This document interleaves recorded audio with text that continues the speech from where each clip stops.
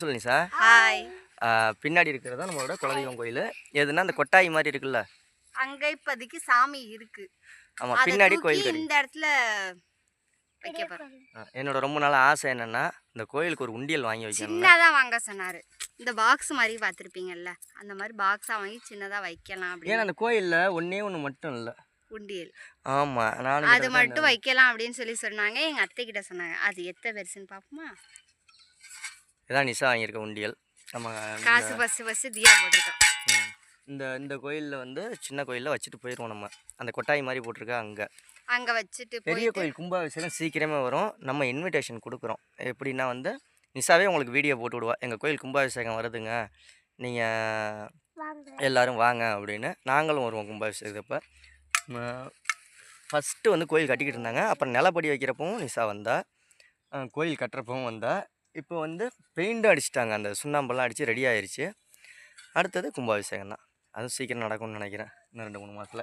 சரி, ஓகே. நம்ம வந்து இப்போ சாமி பழைய கோயில் போய் நம்ம சாமி கும்பிட்டாச்சு. இப்போ புது கோயில் வந்திருக்கோம். இப்போ புது கோயிலையும் நம்ம வந்து சாமி கும்பிட்டுட்டு இங்கேயே வச்சுட்டு போகிறோம். இந்த உண்டியெல்லாம் வச்சுட்டு இதில் இன்னும் தியா காசு போடுவா, தனேஷ் காசு போடுவாங்க. அவங்க போடுறத காசு போட்டுட்டு நம்ம வச்சுட்டு போவோம்.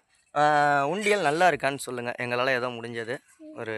நான் தான் பூட்டு போட்டுடலான்னு நிஷா அப்படின்னா. பூட்டு நம்ம போடக்கூடாது, கோயில் நிர்வாகி அவங்க தான் வந்து போடணும். ஏன்னா அப்போ தான் அவங்க சாவி வச்சுக்க. உண்டியல் வாங்கி வச்சதுக்கு முக்கியமான காரணம் என்னென்னா, இந்த சிவன் கோயில் இன்னும் கொஞ்சம் செலிப்ரேஷனாக, சிவன் கோயில் தான், வேறு எந்த கோயிலில் கொஞ்சம் செலிப்ரேஷனாக கொஞ்சம் பெருசாக எடுத்து கட்டலாம் அப்படின்னாலும் உங்களுடைய உதவி எதுவும் உங்களால் கொடுக்க முடியும் சிவன் கோயிலுக்கு அப்படின்னா, இங்கே எங்கள் சித்தப்பா, நிஷாவோட மாமா எல்லோரும் கோயில் கட்டிக்கிட்டு இருக்காங்க. அவங்க தான் நாங்கள் எங்கள் மாமா அவங்க எல்லாம் அங்காளி பங்காளி அவங்க எல்லாம் சேர்ந்து தான் நாங்கள் வந்து பணம் போட்டு வீட்டுக்கு இவ்வளோன்னு சொல்லி பணம் கொடுத்து கட்டிக்கிட்டு இருக்கோம். சிவன் கோயிலுக்கு நீங்கள் எதுவும் செய்யணும்னு நினச்சிங்கன்னா கூட தாராளமாக அவங்க ஃபோன் நம்பர் தரோம், அவங்கள்ட்ட ஃபோன் பண்ணி நீங்கள் கொடுத்துருங்க தேவைப்பட்டால். அது ஒன்றும் இதெல்லாம் கிடையாது, நம்ம சேனலுக்காக கிடையாது.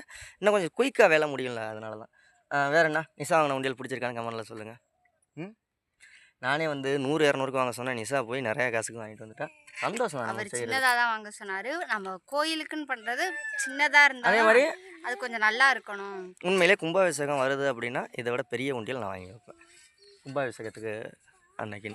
ஓகே, கண்டிப்பாக. வேறு என்ன நிஷா, எல்லாருக்கும் பாய் சொல்லிடுறேன். பாய். நாங்கள் இனிமேல் சாமி கும்பிடணும், சாப்பிட்ணும், அதுக்கப்புறம் வீட்டுக்கு கிளம்பணும். பாய் பாய் பாய்.